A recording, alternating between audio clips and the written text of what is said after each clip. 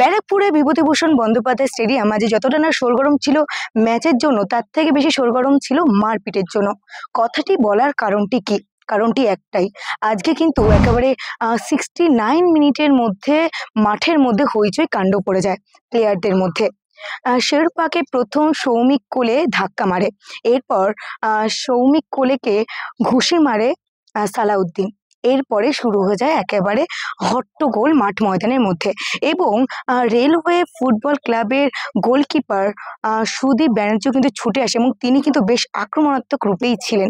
এরপরে মিনিমাম 10 মিনিটের পর রেফারি কিন্তু ফলাফল জানায়, এবং তিনি কিন্তু প্রথম রেড কার্ডটি দেখায় সালাউদ্দিনকে, তারপর রেড কার্ডটি দেখেন রেলওয়ে ফুটবল ক্লাবের গোলকিপার সুদীপ ব্যানার্জি। এরপরে তো সৌমিক কোলেও রেড কার্ড দেখে, এবং অভিষেক আইচও কিন্তু রেড কার্ড দেখেন। এবং এই সমস্ত রেড কার্ডের মধ্যে কিন্তু একটি রেড কার্ড দেখে নেয় মোহনবাগানের টিম ম্যানেজার রাহুল দত্ত, তিনিও কিন্তু রেড কার্ডটি দেখেন। এবং এই পুরো ম্যাচটির মধ্যে বেশ হইচই কাণ্ড, এবং যখন গোলকিপারকে নিয়ে যাওয়া হয় তখন কিন্তু দর্শকদের মধ্যে দেখা গিয়েছিল বেশ একটা কি বলবো রুদ্ররূপ, তারা কিন্তু জুতো তুলছিলেন তাকে মারার জন্য। তবে অবশেষে সবকিছু শান্ত হয়, আবারও ম্যাচ ফিরে আসে ম্যাচের জায়গায়, এবং রেফারি কিন্তু তার ফলাফল জানিয়ে আবার ম্যাচটি শুরু করেন। তবে সিএফএল এর চলতি মৌসুমে এরকমভাবে ম্যাচের স্টার্টিং এবং এন্ডিং ব্যাপারটা কিন্তু খুবই চিন্তাজনক।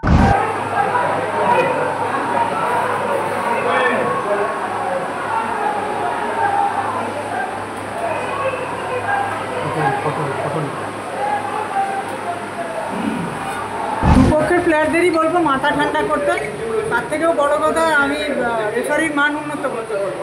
সেকেন্ড গোলটা ছিল অফসাইড গোল, এটা আর আইএফএকে রিকোয়েস্ট করবো এরকম বড় ধরনের ম্যাচ হলে পরে যেন রেফারি হায়ার করা হয়। সমাধি একটা জিনিস ডিসিশন নেওয়ার সমাধি আমরা যেটা দেখলাম যে তারকের চোট লাগার পর তার পায়ে ব্যান্ডেজ করা হয়েছে, সেখানে সাপোর্ট হিসেবে ছাতা দেওয়া হয়েছে। এটা কি মেডিকেল টিমের তো খুবই খারাপ অবস্থা থাকে, কি মেডিকেল ব্যবস্থা আছে নিশ্চয়ই আইএফএ করেছে, কিন্তু ইনস্ট্যান্ট যদি হাতের কাছে মেডিকেল সায়েন্স এটাই বলে, আমি যদিও মেডিকেল সায়েন্সের লোক কিন্তু আমি খেলোয়াড় হিসাবে প্র্যাকটিক্যালি এটাই বলতে পারি যে ইনস্ট্যান্ট যেটা পাওয়া গেছে সেটা দিয়ে অ্যাটলিস্ট তার অ্যালাইনমেন্টটা ঠিক রাখার জন্য যে ওটা করেছে এটা ভালোই করেছে। কিন্তু বাকি তো ডাক্তাররা আছেন, করেছেন, ইনস্ট্যান্ট যেটা পাওয়া গেছে সেটাই করেছে, এই ব্যাপারে কিছু বলার। আমরা দেখলাম মোহনবাগানের মেডিকেল স্টাফরা গিয়ে তারকা সুস্থ করছে, রেলওয়ে এফসির কি কোনো মেডিকেল স্টাফ ছিল না? আমাদের মেডিকেল স্টাফ নেই, কিন্তু ফিজিও আছে।